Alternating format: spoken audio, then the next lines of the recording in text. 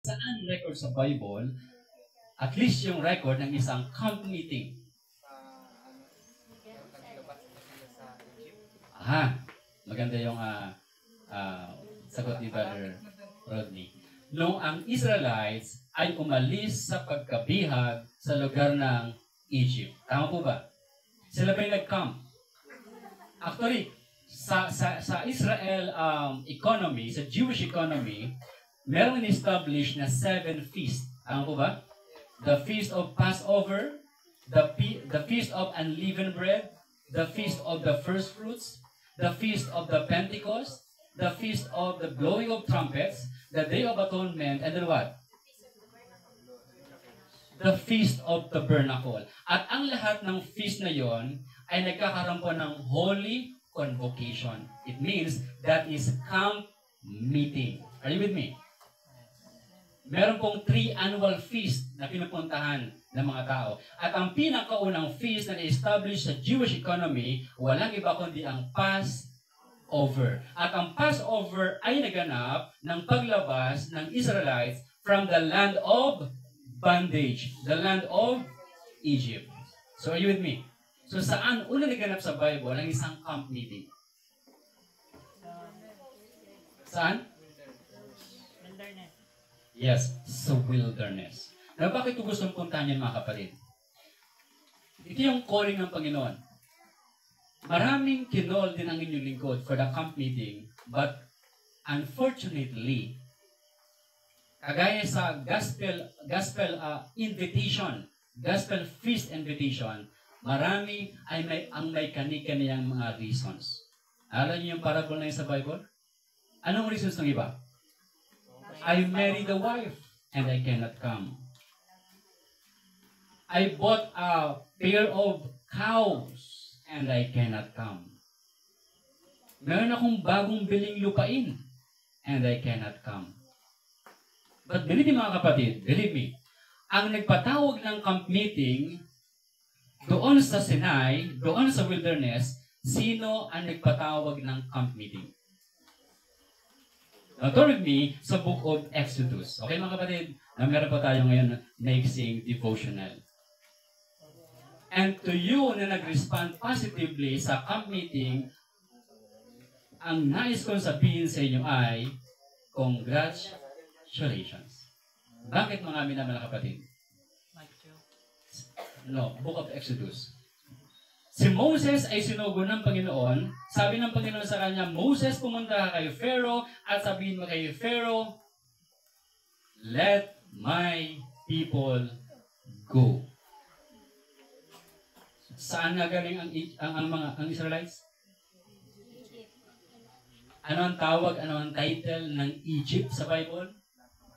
The house of bondage. The land of bondage. At si Pharaoh ang king ng prison house na yon. And sabi ng Panginoon sa kanya, Pharaoh, you know what? Let my people go.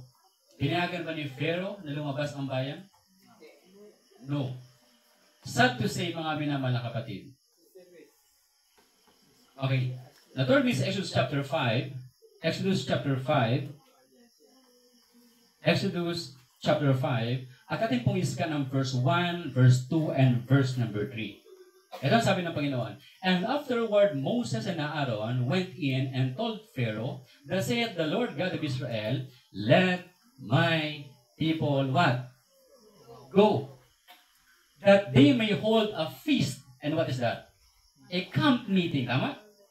Nabasa ko quotation last Sabbath sa pag-aaral po namin na ang lahat pala ng camp meeting natin, sabi doon, let it be a feast of love. Ano daw? Doon po dapat ang ating sineselebrate sa lahat ng ating camp meeting? A feast of love. Ito po ay pesta ng pag-ibig. Kaya nakakalungkot tingnan na may mga camp meeting na hindi mo maramdaman ang pag-ibig. Every camp meeting, let it be a feast of love. Pwede nga, Brad, pakitype mo, Brad, sa EGY, tagay mo, feast of love. Then natin tingnan kung camp meeting ngayon. Feast. Feast. F-E-A-S-T. Feast of love. I-quote and quote mo na sa text. Punta ka sa text and quote and quote, tagay mo, feast of love.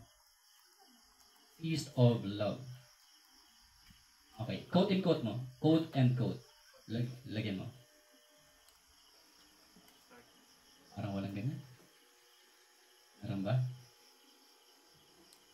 Oh, wala. Lagyan mo lang, alisin mo na. Tapos lagyan mo camp meeting. Camp meeting.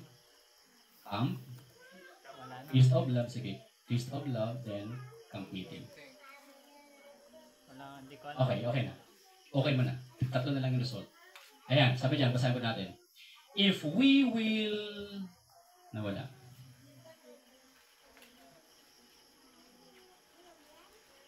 Sige lang, itaas, baba mo lang. Diyan lang yan, siya na yan. Taas.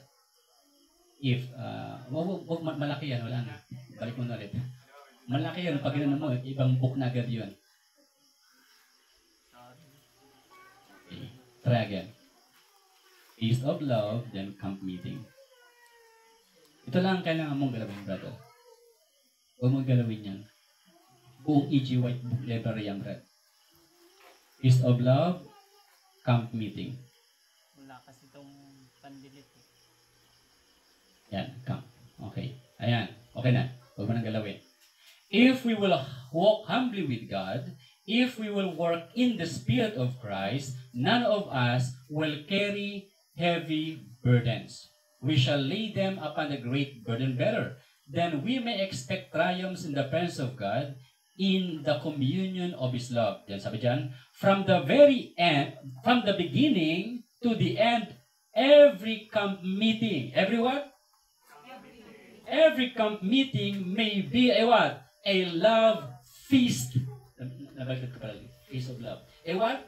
A love feast because God's presence is with His people. So ano pala po ang feeling, ano pala dapat ang naghahari sa mga camp meeting? Pag-ibig. Kahit po sa ating pong church, ano po dapat ang naghahari every Sabbath meeting? Pag-ibig. Now, mamaya natin define yung pag-ibig ng Panginoon dyan. Now, ating balikan yung Bible sa Exodus chapter 5, verse 1 to verse number 3. Anong pakiusap ng Panginoon kay Pharaoh? What? Let my people go. Ano pong reason? That they may hold a what? A camp meeting. Tama ba? Pwede ko bang gamitin yung word na camp meeting sa feast? A camp meeting unto me in the wilderness. Asan tayo ngayon? So, sino nag-command ng bagay na ito? Sino po nag-command ng bagay na ito? Does say yet? No. Number 2, ating to confirm. And Pharaoh said, who is the Lord that I should obey His voice to let Israel go? I know not the Lord, neither will I Israel let go. Verse number 3. And they said, the God of the Hebrews. Sino yung signatory? Sino po yung nag-sign ng invitation para sa atin? It's not Brother Joseph. Sino mga kapatid? It's the God of the Hebrews. So mga minamahal, that's why sabi ko sa inyo, congratulations. Because mga kapatid, mismo ang Diyos ang nag-send ng invitation sa inyo. It is not me or the team. The God of the Hebrews, what? Had met with us. At yun po ang goal ng inyong lingkod, yun ang goal ng mga speaker, na ipakilala po sa inyo ang pag-ibig ng ating Panginoon. You know what mga kapatid? Unfortunately, at napakasad, sad to say, marami mga kapatid ang hindi pinayagan ni Pharaoh na makapunta rito. Anong sabi ng Panginoon? Pharaoh, let my people go. Who is Pharaoh in Egypt? Siya ang king. Tama? Siya ang king. Sino ang hari ng ating buhay mga kapatid? Sarili. Ang Jesus. Supposedly, ang Diyos ang hari ng ating buhay. So kung ating ina-acknowledge na ang Diyos ang hari ng ating buhay at nag-goal ang Diyos sa atin ng isang camp meeting at hindi po tayo umatin because of work, because of our boss, because of our vacation, because of our duties, because of our etc., travels, schooling, then who is now the boss in our life?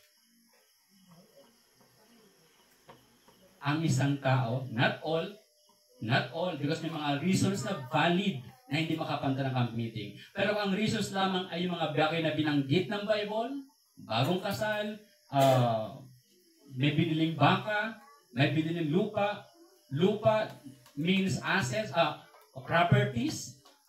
Baka means assets or businesses. Mag-asawa, bagong kasal means family. Kung yung mga reasons na yun, family reasons, work reasons, or property reasons, ang mga reasons ng ating hindi pagpunta sa call ng Panginoon, our reasons are invalid.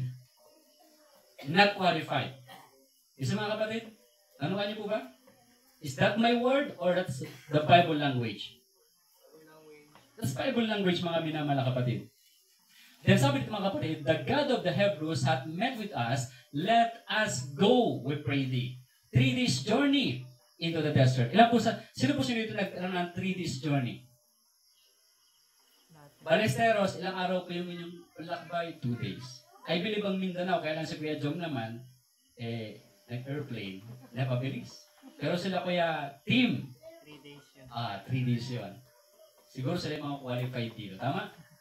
We prayed the 3 days journey into the desert and sacrifice unto the Lord our God, lest He fall upon us with pestilence or with the sword. Question mga minamahal na kapatid. Sino po sa inyo ang meron daladalang sacrifice para sa Panginoon ngayon? Kasi ang duty sa camp meeting ay magdala ng sacrifice. Yan ba ang sabi ng Bible? Yan ba ang sabi ng Bible? And sacrifice unto the Lord our God. Sino mga kapatid ba dyan sacrifice sa inyo? Wala? Sarili. Yes. Sino mga kapatid? Pakitaas ko yung kamay na madalang sacrifice. I wish lahat kayo ay nakataas ng kamay. Dahil ang ating ginagawa ay isang sacrifice sa ating Panginoon. Amen mga kapatid? Again, another question. Sino po sa inyo ang may dalang sacrifice sa Panginoon ngayon? Amen, amen, amen. Kasi mga binamahal, lahat tayo ay meron pong sacrifice sa ating Panginoon. Ganito po ka-sweet yung love feast dahil tayo pinagdala ng sacrifice sa Panginoon. But ang requirement ng Panginoon ay hindi mo lang dalhin ang sarili na. Alam niyo ba na meron requirement ng Panginoon sa kanila? Ating tingnan. Brother Ran, eyes on the bird. Ano po yung requirement ng Panginoon sa kanila? Pag alis nila sa lupain ng pagkaalipin, sa bahay ng pagkaalipin, ang requirement ng Panginoon sa kanila ay not yourself only, but bring your sons, bring your wife, bring your daughters, bring your calf, bring everything. No one foot behind. Leave no foot behind. Tama yung word ko? Leave no foot behind. Lahat ng property ng Panginoon, kailangan mong dalahin palabas ng Egypt. Let me confirm that mga kapatid. Exodus chapter 9. Exodus chapter 9. Ang requirement ng Panginoon ay, leave no foot behind. Yes, mga minamahal. I know mga kapatid. Gaya ng sabi ko nina, not all, pero kung ang reasons ay about health, is that valid? Valid? Hindi makapag-travel, merong sakit, hindi makapag-travel, merong life and death situation. Yes, that's valid. Okay mga minamahal? Sinabi ko na invalid reasons ay yung sinabi ng Bible. Tama? Family, hindi lang pinayagan. Merong unconverted husband, unconverted wife, unconverted children. Invalid. Tama? Pero kung life and death situation, kagaya ng isang kapatid, papunta na sana yung kanyang asawa, nahulog sa duyan, hindi makatayo. So, ano kailangan gawin? Assist. Show love. Tama? Show compassion. Show love. Pero kung mga negosyo lang, malulugi yung aking negosyo, so merong kapatid na nag-sacrifice. Pupunta ako ng camp meeting, pero kailangan ko magbayad ng aking mga bayarin. Okay, dalhin mo yung iyong paninda. Hoping na kami man ay makatulong din. Amen, mga kapatid?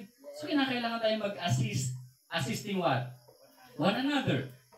Then, tingnan mga minamahal. Exodus chapter, jump tayo sa chapter 10, brother. Chapter 10. Chapter 10, ang sabi ni Moses, ang instruction ng Panginoon ay, hindi lamang ikaw, kundi sino mga minamahal? Verse number 8. 10 verse 8. Sabi dyan? Exodus 10, verse 8. And Aaron and Moses and Aaron were brought again unto Pharaoh and said unto them, Go and serve the Lord your God, but who are they that shall go? Sino pupunta sa sacrifice? Sino pupunta sa camp? Who are they that shall go? And Moses said, We will go with our young, and with our old, and with our sons, and with our daughters, and with our flocks, and with our herds, will we go. For we must, anong word? For we must hold a feast unto the Lord. Hindi ko gustong ilambas or something man negatively yung mga hindi kasama yung pamilya nila. I know you have your reasons. And according to the light received, doon tayo judge ng Panginoon. Pero doon sa mga nagsikap na dalahin ang kanilang pamilya, ang gusto kong sabihin ay, praise the Lord. Of course, yung small circle lang, okay po? Hindi mo pwede sa amin pinsan mo, yung uncle mo, hindi yun. I mean, yung wife mo, yung iyong anak, tama bang mga kapatid? Bakit na isama dito nakalista yung flax at saka yung herbs? Gusto kong dali mo sa camp meeting yung business? No. And sabi sa Testimonies Volume 6, hindi dapat mag-usap tungkol saan? Sa business, sa camp. But in connection naman sa ating mga personal necessities like toothpaste, like sabon, walang ating kapatid, pwede ba tayo makatulong instead na bumili tayo sa labas, sa unbeliever? Yung ating kapatid na magdala ng paninda dito para mabili natin sila ng sabon, ng toothpaste, ng shampoo, etc. Tama po ba? Pwede po ba yun? Assisting one another. Gusto nila maka-attend ng camp meeting. Amen? Amen mga kapatid? Pero maliban po doon, no business allowed in the camp. Pag-usapan din namin, no oil in the camp. No junk foods in the camp. So kung meron kang junk foods, itago ang junk foods. And again, gusto natin sikapin at least no eggs in the camp. But consideringly sa ating mga na-invite na Catholic, na-invite na Seventh-day Adventist, those who are striving and struggling with meat at pinalit muna na substitute yung egg, well, may awa ang Panginoon sa inyo. Si Cardinal Joseph ay walang awa, pero ang Diyos ay may awa. Kaawaan po kayo ng Panginoon. Pero ngayon narinig nyo na po, at least tomorrow, no eggs. Amen? Amen? No oil. Amen? Parents, no junk foods. Amen? So kung meron kayo ngayon, ubusin nyo na. No. Keep it. Keep it. Amen. Ayaw natin yung ating mga bata malikot, so silang bigyan ng mga sweets. Amen? Silang bigyan ng junk foods. Dito tayo nasa camp para kumain ng soul food, not junk food. Kung junk food ang kinakain, junk food ang utak. Tama? Tama po ba? Okay. Saan tayo?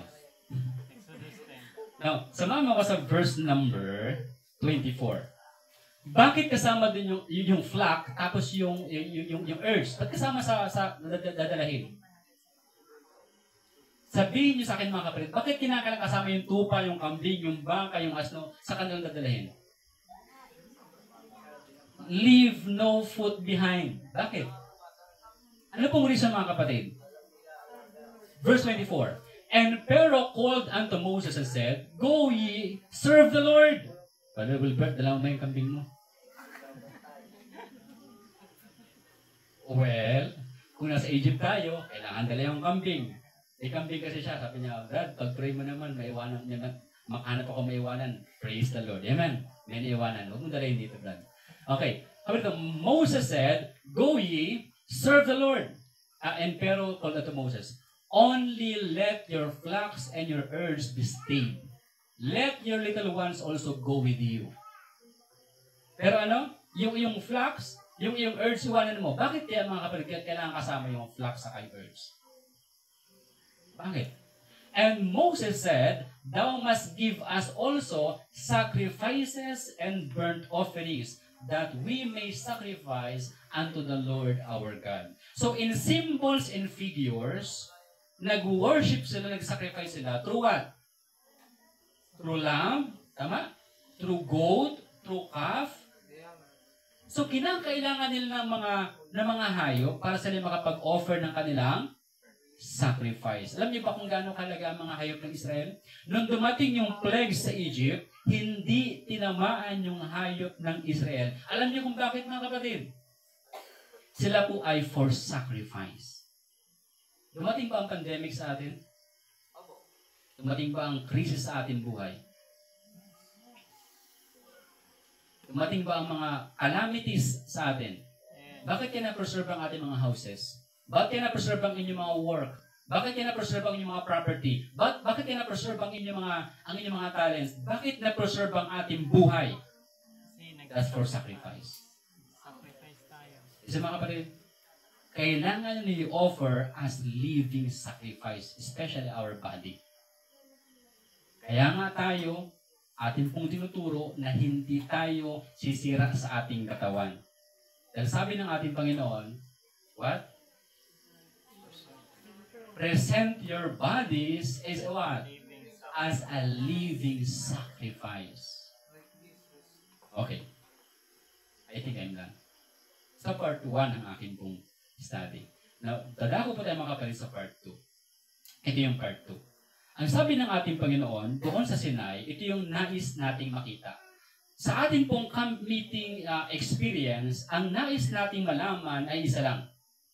Hindi ang pangalan ni Kuya Orlando. Kung nagkamali ka man elder ng Ronald Orlando, okay lang yun. Pero meron tayong isang bagay na hindi dapat mapagkamalian. Ano yung mga kapatid? Ang pangalan ng ating Panginoon. Dahil sa camp meeting, sa wilderness experience, doon nagpakilala ang ating Panginoon. Hindi natin problema kung yan ay Yahweh, Yahushua, Jesus, Jesus. Hindi yun ang gusto kong sabihin.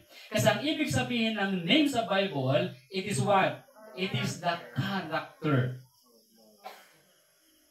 At sa Book of Exodus, chapter 33, and verse number 18, ang sabi ni Moses, Panginoon, Lord, show me thy glory. At sa chapter 34 and verse number 6, ang ating Panginoon ay dumaan sa harap niya at ang sabi niya mga minamahal, and God declared what? And the Lord descended, verse 5, in the cloud, and he stood with him there and proclaimed what? The name of the Lord. And what is that? And the Lord passed by before him and proclaimed, the Lord God, what? Merciful, gracious, long-suffering, and abundant in goodness and truth, keeping mercy for thousands, forgiving iniquity and transgression and sin, and that will by no means, what? Clear the guilty. And I hope maraming mga light and point of truth na i-share sa atin natin mga speakers, which I am not able to share to you. At hindi rin ako, I believe I am not qualified to share that to you. In humbleness and fear. That's why ayaw kong magsalita sa camp meeting na ito, because I know I am not qualified to share the character of God. But it's my time for opening remarks. At ang opening remarks na ito ay nais kong gamitin ako ng Panginoon in His mercy to preside sa inyo na ang karakter ng Panginoon ay ang kanyang pangalan. Ito po, meron pong version si David sa karakter ng Panginoon. Ang sabi niya mga minamahal, ang karakter ng Panginoon ay Psalms 86 mga kapatid. Meron siyang dinagdag, which is sa kanyang understanding, sinamahan po ninyo isang word, mga kapatid. What is that? Psalms 86 and verse 15. Sabi niya mga minamahal, ito sabi ni David, but thou, O Lord, art a God. Ano po yung dinagdag niya? Ano po yung dinagdag niya, mga kapatid, na word? Full of compassion. Full of compassion. Hindi niya sinabi na word na compassionate, but what? Full of compassion. Bakit kaya, mga kapatid? Si David ay may experience na nais nating na-experience. Si David ay may experience na kinakailangan na-experience ng bawat isa na uupo at maghaharing kasama ni Kristo for 1,000 years. What is that, mga kapatid? Na atin pong ma-feel at atin pong maunawaan that God is a compassionate God. Naalala niyo ba yung word, yung parable sa Bible about the prodigal son? Si David po ba, somehow sa kanya pong buhay, ay naging isang prodigal. At ano po ang nagtulak sa prodigal son na bumalik sa kanyang ama? Anong meron yung prodigal son na bumalik sa kanyang ama at lahat tayo ay prodigal sa harap ng ating Panginoon? Do you believe, mga kapatid? Sino po dito yung prodigal sa harap ng Panginoon? Wala po ba? 1, 2, 3, 4. Amen. Amen. Therefore, mga kapatid, meron tayong additional, sinabi ni David, ni Moses, na ano po, God is full of compassion. Sa dami-daming may isip ng prodigal son, sa kanyang father, isang character ang nag-manifest sa father ng prodigal son. Sama niyo mga kapatid sa aklat po ng what? Luke chapter 15. Luke chapter 15, ito po yung father. Nang makita ng father, mga kapatid, tayo po ay pinalabas ng Panginoon from the house of bondage. So we are prodigal. We are prodigal. Sinong tao sa inyo ang kukuha ng isang empleyado at pag-apply ng isang empleyado, nakalagay sa kanyang resume, siya ay isang ex-convict? Tatanggapin niyo ba bilang bodyguard, bilang security guard sa inyong house, bilang katulong sa inyong bahay, tagapag-alaga ng inyong anak, ang isang ex-convict? Isang kalalabas ng kulungan? Depende. Pero ang ating Panginoon ay walang sinabing depende. Nung bumalik yung anak, habang siya'y naglalakad, nakayuko yung kanyang ulo at hiyang-hiya sa kanyang sarili, sabi nga ng Luke chapter 18, pinapakita yung kalagayan ng isang Republican. Dinadagok ka ng kanyang dibdib. Hindi makatingin sa langit. Ang sabi niya, Lord, have mercy on me. Hindi ba sinabi ng prodigal son, Father, forgive me. I have sinned against heaven. I have sinned against you. Hindi ako karapat-dapat maging anak. Make me as one of your manservant. Mag-a-apply ako sa iyo bilang isang manservant. Ano pong sabi ng tatay, mga kapatid? Sabi dito, Luke chapter 15. Where are you? Verse 20. Sabi niya, mga minamahal, verse 20, and he arose, habang nakikita pa lang niya yung kanyang anak, and he arose and came to his father, but when he was yet a great way off, malayo pa lang yung anak, nakayuko. Question, naghihintay ba yung tatay? Nasaan yung tatay? Siya ay nasa pintuan at nakatanaw sa malayo at naghihintay. At nang makita niya malayo pa lang, his father saw him and had what? Ano yung word na ginagawa, mga kapatid? And had anger in his face. Yung ba yung word? And had compassion and ran and fell on his neck and kissed him. Oh, mga kapatid. You know what? Somehow ganyan yung feeling ko. Pero pag ako nahihiya, hindi ko na ginagawa.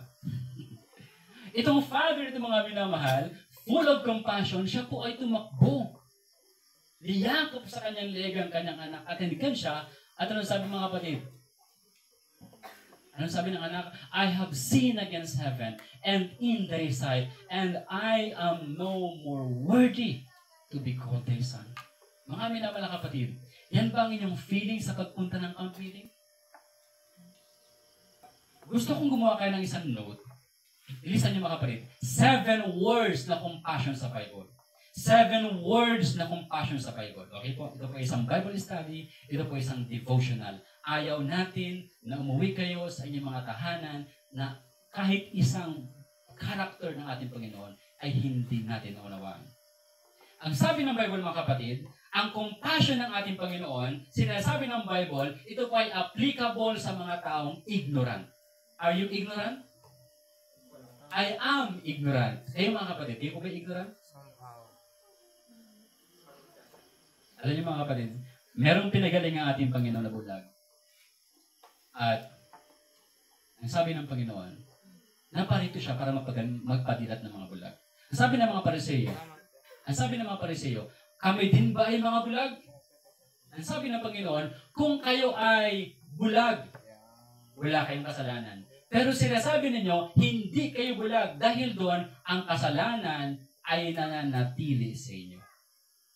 It's better to be ignorant than willfully sinning, mga minamahal na kapatid. Because sabi ng Panginoon sa atin sa Acts chapter 14, in times of ignorance, God what? Para mo matindat? God winked. So, ang compassion ng Panginoon ay applicable sa mga taong ignorant. Now, tuloy mga kapatid, sa book of Hebrews chapter 5. Hebrews chapter 5. I believe kayo po nag-take note. Kapag dumating yung time na feel po ninyo kayo po ay parang ignorant, bakit ang dami kong hindi alam? Sabi ng Panginoon, blessed are they that poor in spirit. Blessed are they that hunger and thirst after righteousness, for they shall be filled. In contrast, mga kapatid, juxtaposition, ano po ang kalagayan ng mga Laodiceans? In need of nothing. They are not ignorant, but they close their eyes sa fact na sila po ay nakahubad, sila po ay bulag, sila po ay aba, sila ay mahirap. Pero kung tayo po ay ignorant, ang sabi ng Bible, Hebrews chapter 5 and verse number 2, sabi diyan, who, si Jesus as high priest, who can have what? Compassion on the ignorant. Ano po ang binibigyan ng Panginoon sa mga ignorant? How about sa prodigal? And on them that are out of the way. Sila ba yung mga prodigals? Out of the way? Mga wayward? Oh, mga kapatid, I wish ako ba makapag-share sa inyo for this week. But I said to myself, I'm not. Mga minamahal na kapatid, kung kayo po ay nasa kalagayan ngayon na ignorant, kung sa feeling po ninyo kayo ay out of the way, we have God full of compassion. Hindi siya gumamit ng half or 3/4 or 1/4 of compassion. But what? Full of compassion. Kanino niya ina-apply yung compassion? Sa mga ignorant at sa mga tao na mga kapatid. And out of the way, for that He Himself also is compassed with infirmity. Alam ng Panginoon paano mabuhay under trials ng sinful flesh. Alam ni Christ yung mga temptations natin. Tama ba rin? Alam niya ba yung mga temptations natin? Walang tukso na dadaanan ng tao na hindi pinagdaanan ng Panginoon. That's why siya ang ating pong high priest.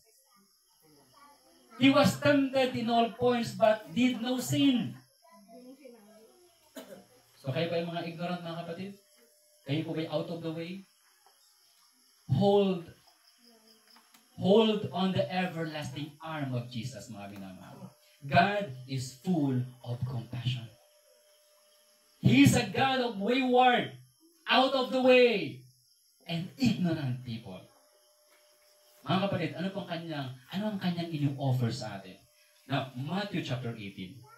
Yung full of compassion ng ating Panginoon, ang ini-offer niya is the forgiveness of sins. What, mga kapatid? Kayo po ba out of the way? Kayo po ba ignorant? Yan sabi ng Panginoon, if we confess our sins, He is what? He is faithful and just to forgive us. Verse 27, brother. Matthew 18, verse 27. Ang sabi ng Bible, mga kapatid ito, then the Lord of that servant was moved with what? Ano yung word, mga minamahal? With compassion. Ang hinihintay lamang ng ating Panginoon is to come to Him and confess your sins. Kahit gaano kalaking kasalanan mo? Yes. Yes. Kahit kanina ka gumawa ng kasalanan? Yes. Walang sin na hindi kayang patawarin ng ating Panginoon. Yan man ay transgression, yan man ay iniquity, yan man ay sin.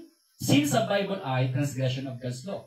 Transgression ay you are disobeying God's law with no evil motive.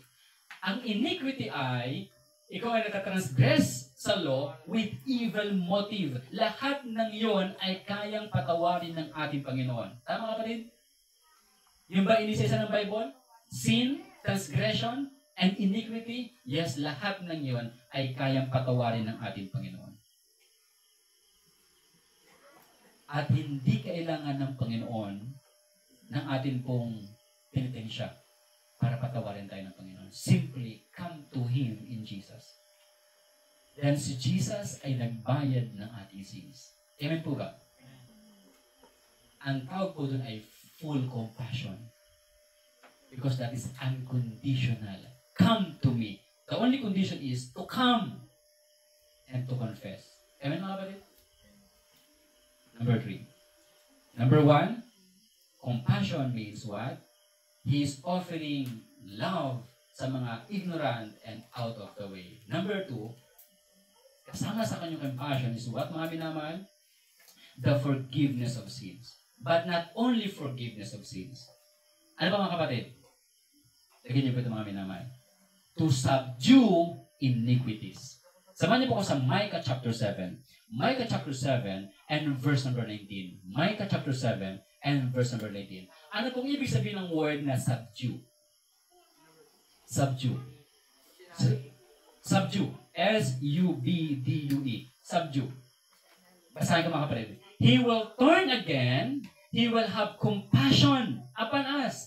He will subdue our iniquities, and thou will cast all their sins into the depths of the sea. Sa mga minamahal na kapatid, ano po ang kayang gawin ng full of compassion? To subdue iniquity. What is subdue? What is subdue?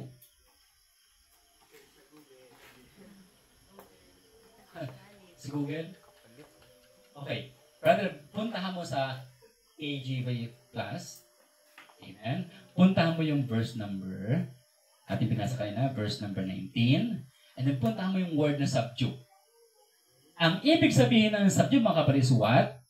To conquer, subjugate, violate, to tread down, to bring into bondage, to force, to keep under subdue, bring into subjection. So ating kuhaan yung word na pinakamababaw, to conquer our iniquities. O mga kapatid, sino po dito sa ating mga minamahal ang alipin ng kasalanan? Well, we have God full of compassion na kayang sirain, kayang talunin ang sino mang umaalipin sa atin. You see mga kapatid, ang tawag yan ay full of compassion. Ikaw ba ay addict sa cellphone? Kayang talunin ng Panginoon yan. Ikaw ba ay alcoholic? Ikaw ba ay smokers? Ikaw ba ay drug addicts? Ikaw ba ay fashion addicts? Ikaw ba ay makeup addicts? Etc. Ano man yung mga bagay natin pong kinaka-addikan, alam niyo ba mga kapatid, ang mga Israelites ay addict? Alam niyo ba yung mga Israelites ay addict? Saan sila addict? Dinala sa ilang para pakainin ng gulay, ng bread, ang sabi nila, give us flesh. Ano sila? Anong tawag doon? Sila ay addict. Sabi ng Panginoon, okay, come and rest. Nung sila ba ng pagkain, sabi nila, mabuti pa sa amin bumalik sa Egypt at magpaalipin sa mga Egyptyo. Sila po ay workaholic. Sila ay addict sa work. Maraming ayaw pumunta ng camp meeting dahil ayaw iwanan ng trabaho. What's that? Workaholic. Ayaw iwanan ng family. Family addict. Well, hindi masamang mahalin ang pamilya, but that's a second love. Second part of the Ten Commandments. Sama kapatid? Ang sabi ng Panginoon, thou shall love the what? The Lord thy God, with all their heart, with all their mind, with all their might. Ang golden cords of affection ay ginagamit ni the silken cords of affection ay ginagamit ni Satan upang tayo ay bihagin sa kanya pong mga kamay. Ayaw kong payagan ng aking magulang magpunta dyan. Ayaw kong payagan ng aming pastor mag-attend dyan. Ayaw kong payagan ng aking asawa pumunta dyan. The silken cords of affection ay ginagamit ni Satan upang isang tao ay manatili sa kanyang bandi, sa kanyang prison house. Well, praise the Lord. We have God full of compassion, can subdue every iniquities, every prison house na umaalipin sa atin. So mga kapatid, ano kung umaalipin sa inyo? Kaya ba alipin ng worldly videos? Worldly music? Your dress? Your PORN? OGP? Mga kapatid? Next number. Number 4. So kung ating makita mga minamahal, well, ang sabi ng Panginoon, He is able to subdue every iniquities. Pero marami lumalapit, Lord, hindi na ako makalapit sa inyo. I feel crushed. I feel broken. Anong na-offer ng Panginoon na? Kasama sa full of compassion, God is offering healing. What mga kapatid? Alam niyo ba ang contrast ng healing? Broken. Dahil sa Bible, ang taong may sakit ay merong brokenness. Nasama niyo mga kapatid sa book of Matthew chapter 14. Matthew 14 and verse 14, ito sabi ng Panginoon mga minamahal. Matthew 14:14, and Jesus went forth and saw a great multitude and was moved with what mga kapatid? Ano pong naramdaman ng Panginoon? With compassion toward them, and He healed their sick. So alam ba ng Panginoon tayo po ay broken vessels? Alam ba ng Panginoon tayo po ay mga broken-hearted? Yes. At kapag nakita ng Panginoon, na nakita natin that we are broken, ano po yung feeling na meron sa heart ni Jesus? Ano po yung feeling na meron sa heart ni Jesus? Compassion. At ano po ang effect ng compassion na yon? Healing. Healing mga kapatid. So ang pagpunta ng camp meeting ay healing to our souls. Amen mga amin naman? Amen po ba? Amen po ba? Alam niyo mga kapatid, kasama sa akin pong ginagawang camp meeting, ang fasting and praying. I know, meron ito sa atin ang struggle is meat. But praise the Lord. This whole 1 week, no meat. Amen? We offer. We allowed egg just for 1 day. Ang ganda ng sermon ni Father Jeremy kanina. God allowed quail just for what? Just for 1 day. We allowed egg, boiled egg, just for 1 day. Tomorrow, sanctify yourselves for the morrow. Sabi ni Moses, sanctify yourselves against tomorrow. Kasi pag pinagpatuloy niya yon, I know God's anger. Alam niyo yung anger ng Panginoon? He will give you what you want. Mataas ba sa cholesterol ang egg? Sabi ng ating Panginoon mga kapatid, wala dapat magkakasakit sa camp meeting. Amen po ba? Meron ba nagkasakit sa unang camp meeting? Meron ba nagkasakit sa unang camp meeting? Ilan? 99.9%. Ilan lang nakapao sa Kanaan? Originally? 2.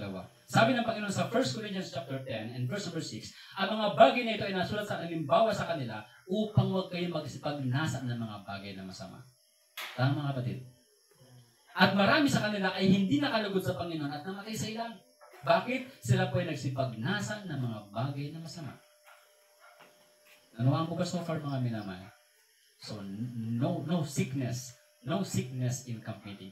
But ang ino-offer ng ating Panginoon sa camp meeting is what mga kapatid? Healing. Now, ang ating ginagawa sa ating pag-abstain temporarily, like sa oil, mga struggle sa oil, sa eggs, sa meat, etc., sa sweets, etc., mga minaman na kapatid, ang ating fasting ay nakikita ng ating Panginoon. That's fasting, tama? Alam mo sabihin ng fasting? Ang fasting ay, sinasabi mo sa iyong sarili, for a time, no to this food. Tama mga kapatid? Tama po ba? Malapit na po tayo. I know, naantok na po kayo. That's why, Matthew chapter 15. Matthew chapter 15. Ayaw po kayo gising ba mga kapatid? Sino po nag-take out sa inyo? Napakahalaga po ito mga minamahal. Because kung hindi natin kilala ang ating Panginoon, full of compassion.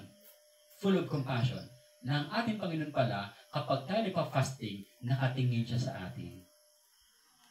May mga sermons na nagawa before camp meeting, natin pong pinablish.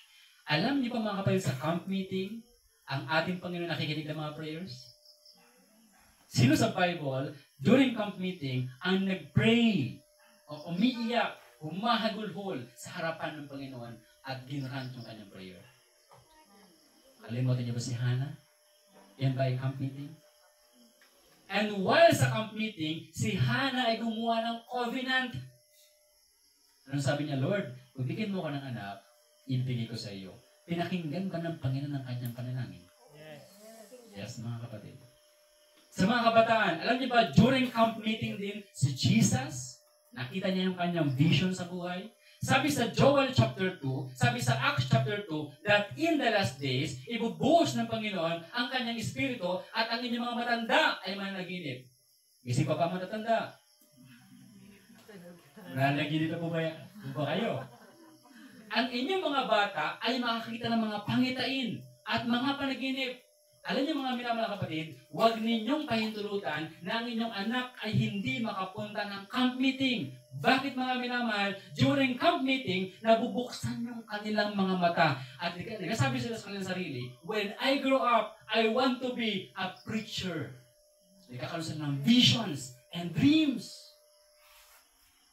Yun yung mga bata, dahil yung sa kindergarten, sabihin nila, when I grow up, I want to be a soldier, army, policeman. Bakit? Kasi yun yung worldly thinking. Pero pag ang ating anak, ating din sa camp meeting, sabihin nila, Mama, Papa, parang gusto ko po maging medical missionary. Parang gusto ko po ng music of ministry. Parang gusto ko po ng maging kagaya ni Brother Rodney, ni Brother Ranran, ni Brother Jervin. Parang gusto ko po mag-preach. Well, mga kapatid, sa camp meeting, binubuksan ng Panginoon ang kanilang mga mata and they prophesy. Makikita nyo sila, nakatayo sa pulpit, kunyari nag-preach. Pinapakita sa iyo ano yung kanilang vision and dreams. O pag uwi ng bahay, dala-dala, paring-paring lang. Ano yung kanilang vision and dreams? Buti kong polis, parang kriminal. Kasi mga kapatid, so huwag ninyo pakahintulutan kahit ang inyong anak ay malikot, dalahin nyo sa camp meeting. Dahil sa camp meeting, nabubuksan yung kanilang mga mata. Si Jesus sa camp meeting, sabi sa The Cell of Ages, during Passover, nakita niya na yung lamb ay kumakatawan sa kanya. That's when it is staged sa temple. And sabi ng mga magulang, Anak, pinag-alala mo kami ng papa mo. Ano sabi niya? Wist ye not that I must be about my Father's business? Kailan nalaman ni Jesus yung company ng kanyang Father? Yung business ng kanyang Father? When He attended what? Camp meeting. That's what sabi ng Panginoon, leave no foot behind. That's why gumawa sila ng Ebenezer. Sabi ng ng Panginoon, kapag tinanong ng inyong mga anak, anong ibig sabihin nito? Anong ibig sabihin ng door sa lent? Anong ibig sabihin ng blood sa door? Anong ibig sabihin ng Passover? Anong ibig sabihin naman ng unleavened bread? Then sabihin nyo sa kanila kung gano'ng kabuti ang Panginoon. Then sabihin ng mga bata, praise the Lord. I want to be like Moses. I want to be like Joshua. I want to be like Caleb. Pero paano nila gagawin yun? Ang harap nila is cellphone and TV during their vacation. Dahil ayaw mag-invest ng tatay at ng nanay na pasayan yung kanilang mga anak papunta ng youth camp at papunta ng camp meeting. Yung sa mga kapatid, that's why ang baba ng numbers ng mga youth sa present truth. Kaya nilang gumastos ng thousands and millions na magpa-aral sa mga private school. Then papunta sa camp meeting, papunta sa fellowship, napaka-kuripot. Then ang vision ng kanilang mga anak ay vision ng sanlibutan. Ilang taon si Ellen G. White na nakatanggap ng vision? Ilang taon si James White na siya nagpipreach? Si A.G. Wagoner, si A.T. Jones, si Uriah Smith. Ilang taon sila? Sila ay mga youth. So, huwag niyong pigil lang yung mga anak na pumunta ng camp meeting. Amen mga kapatid? Ng youth camp. Spend money for them. Spend money for their future. Kaya nga binigyan ng Panginoon ng money. That's your sacrifice. That's your flux. That's your urge. Sama mali? Tama po ba? Tama po ba? O mali po ako? Mali po ba ako? verse 32, brother. Matthew 15, verse 32. Ako ba nag-sermon ng mga kapatid? I'm sorry. Hindi ko minimin yun.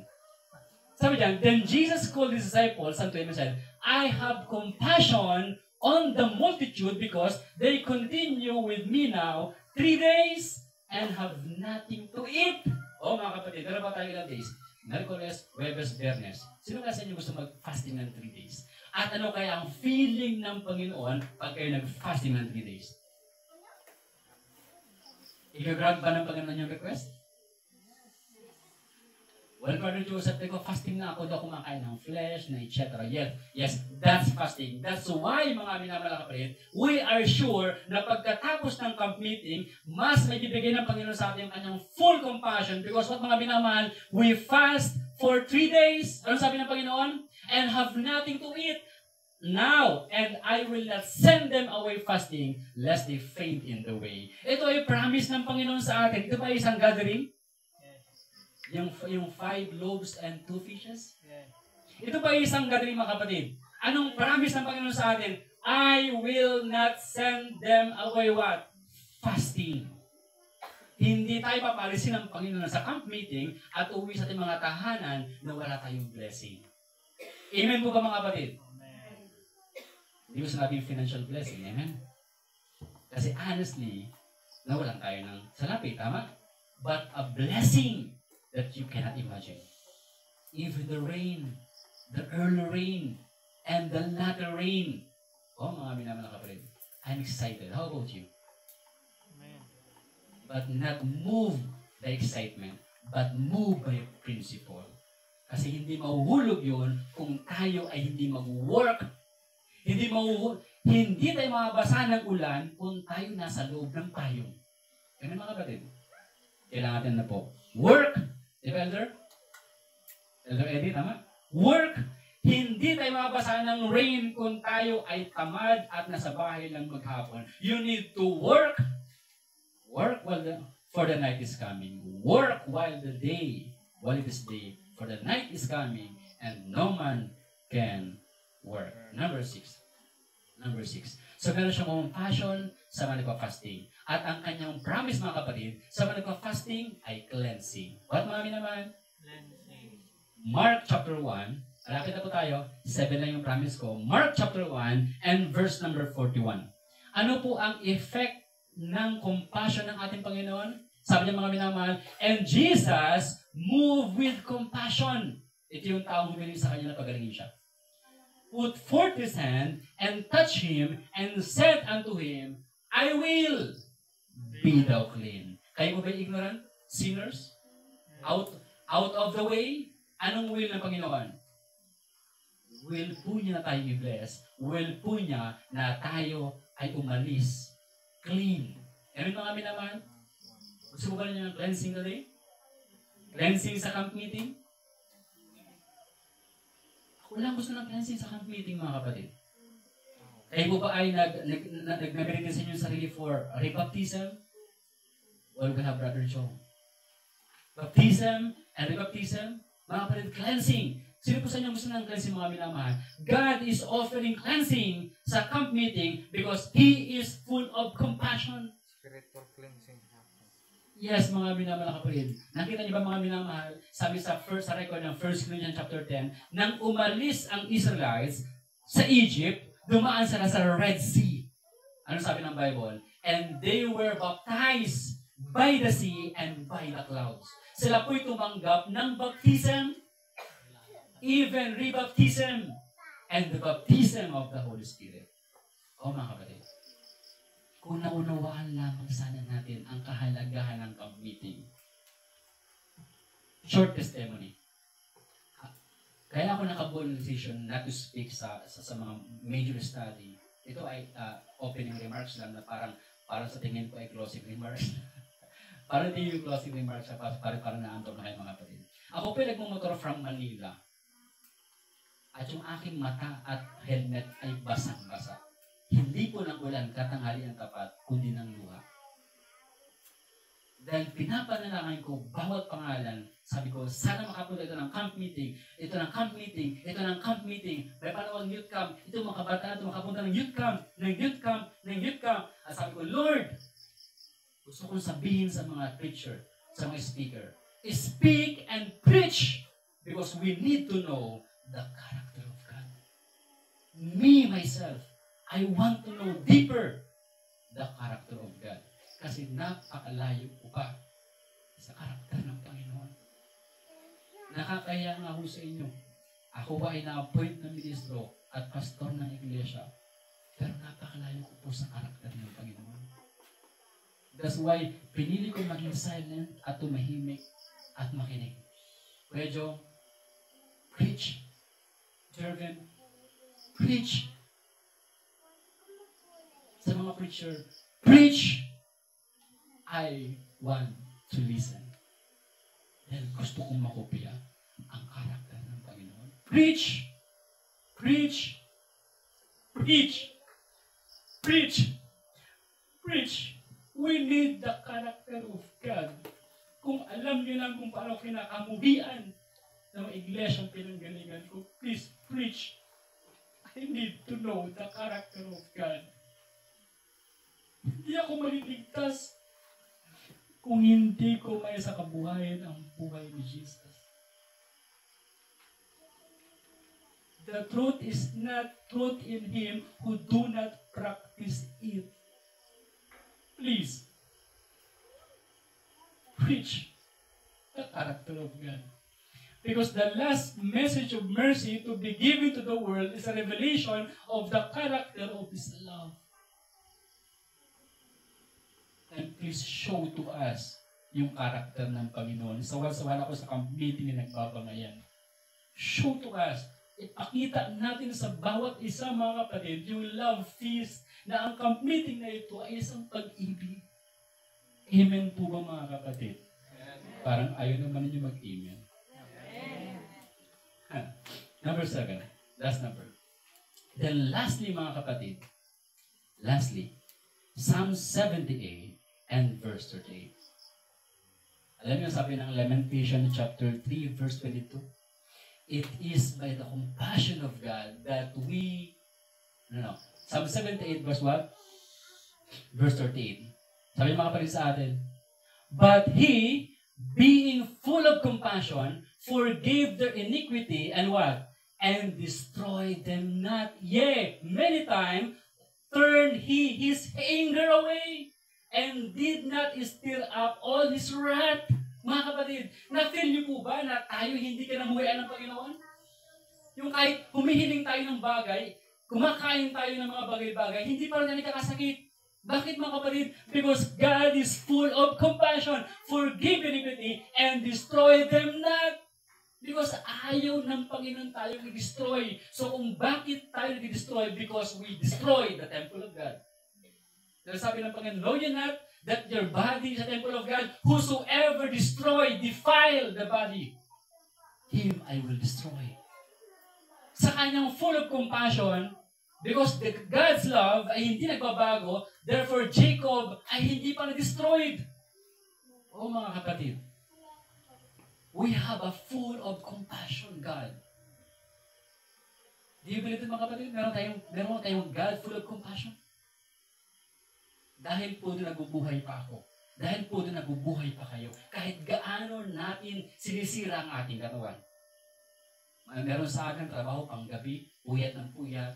Marami sa atin inom ng alak ng ating mga kabataan. Yosi dito, yosi doon, drugs ito, drugs doon. Pero bakit buhay pa rin tayo ngayon? Because of what, mga kapatid? Because God being what? Full of compassion. Yes. Still pinaka-function niya pa rin yung liver mo. Yung baga mong sunog. Yung liver mong sunog. Yung atay mong sunog. Still mahal ka pa rin ng Diyos. Tayo po ba ay meron Diyos na mahabagin, mga minamahal na kapatid? Sino makakatanggi sa kanyang invitation? Sino makakatanggi, mga kapatid, sa kanyang invitation? Na tayo po'y magkaroon ng camp meeting. Mga kapatid, 2 verses and then I am done. Ito po ay appeal. Lamentation chapter 3. Brother, Lamentation chapter 3, verse 22. At sabi ng ating Panginoon that every day, what? 3 verse 22. Ano sabi ng Panginoon mga kapatid sa atin? 22. It is God, it is of the Lord's what? It is of the Lord's mercies that we are not what? Consumed. Because His compassions fails not na mga minamahal. Sabihin niyo sa akin, ano pong definition, itong word na compassion, ano pong klaseng love siya? Is it erotic? Is it filial? Sino nagsabing ito ay agape?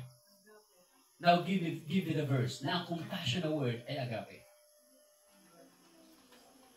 Give me the word, give me the verse na ang word na compassion na ginagamit ng Panginoon bilang substitute sa word na love ay agape. 1 John 4. 1 John.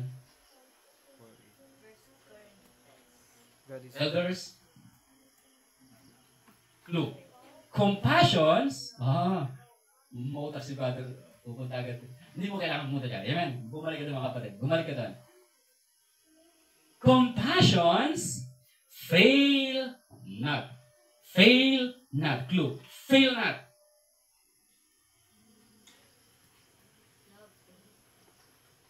First Corinthians chapter 13. Charity. Suffer it long. Charity. Amen mga kapatid. Nung sabi ng mga minamahal. Practices may fail. Language may fail. First Corinthians 13. Tas mo kate. Sabi niya mga kapatid sa atin. Nasa ba? Ano sabi dyan? Ang charity po ba ay nagpe-fail? Charity suffer it long? Tas mo brother. Tas mo pa. Ayan. Kunti pa brother. Kunti pa. Sa last part. Okay. Wait. Charity, sige pa, konti pa. Anong sabi ng Bible mga kapatid? Bear it all things, konti pa. Ayan. Charity, what? Never, what? Faileth. Whether be practiced, they shall fail. Tongues, they shall cease. Knowledge, it shall vanish away. But what? Charity never fail. Ano sabi doon? Compassions fail not. Mga minamahal na kapatid. Kayo ba'y magtitiwala sa ating Panginoon na ang kanyang pag-ibig ay hindi nagbibigo?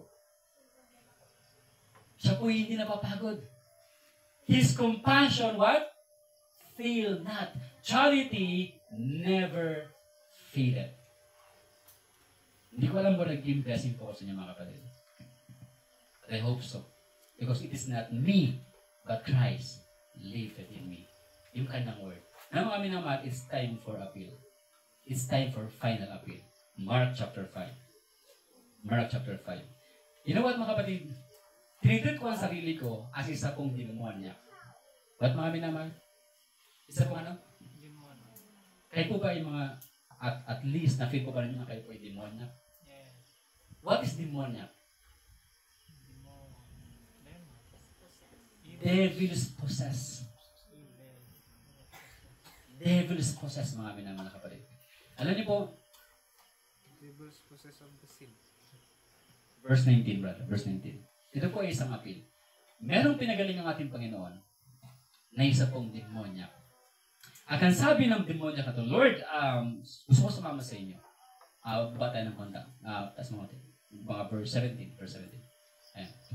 And they began to pray him. Sabi nung pinagaling ng Panginoon yun, sabi ng mga tao, umalis ka dito. Alam niya nangyari sa mga baboy? Sabi sa verse number 19, na verse 19 yan. Howbeit Jesus suffered him not, but said unto him, Go home to thy friends, and tell them how great things that the Lord hath done for thee, and hath had compassion on thee. Ano po ang natanggap ng demonyak sa presence ng ating Panginoon? Compassion. At yung compassions na yon, bilang isang evil, ignorant, out of the way, siya ba nakatanggap ng forgiveness? Siya ba nakatanggap ng healing? Siya ba nakatanggap ng cleansing? Siya ba nakatanggap ng blessing ng ating Panginoon? Yes, because God, siya ba destroyed? Siya ba namatay? No, mga kapatid. Now, na-feel ng demonyak na ito na siya ay welcome sa presence ng Panginoon. Si mga minamahal, at merong instruction ang Panginoon sa kanya. Ito rin po yung ating instruction, appeal at this time. Kung na-feel po ninyo mga kapatid, na kayo po yung mga demonya, I was blind, but now I see. I was lost, and now I'm found. Mga minamahal, kung na-feel po ninyo na kayo po ay kinaawaan lamang ng Panginoon, ano po yung commission ng Panginoon sa atin? Ano yung commission ng Panginoon sa atin? Ano yung commission ng Panginoon sa atin, mga minamahal na kapatid? Sabihin niyo sa akin. From the verse. From the verse. Ano po yung commission ng Panginoon sa atin? Go. Pagkatapos ng camp meeting, anong gagawin natin? Go to thy and tell them how what? Great things that the Lord had done for thee and had what? Compassion on thee. So ang ating pong work, pagkatapos ng camp meeting, para pag-aralan ang karakter ng Panginoon, tayo po'y umuwi sa ating mga kaibigan and tell of the goodness of God. Amen mga kapatid? Kaya sabi ko, para itong closing remarks. Pauwi na eh. Ito yung ating work. Kung tayo po'y nakareceive ng forgiveness and then give forgiveness to others. Kung tayo po'y nakareceive ng healing and then give healing to others. Kung tayo po'y nakareceive ng cleansing and then give cleansing to others. Kung tayo po'y nakareceive ng compassion and then give what? Compassion to others. That's the last word. And I hope and pray mga kapatid na kayo po ay na-bless. Amen po ba? Amen. Hindi po ko nag-sermon, that's simply opening remarks. Purihin po ang Panginoon. Magandang gabi po.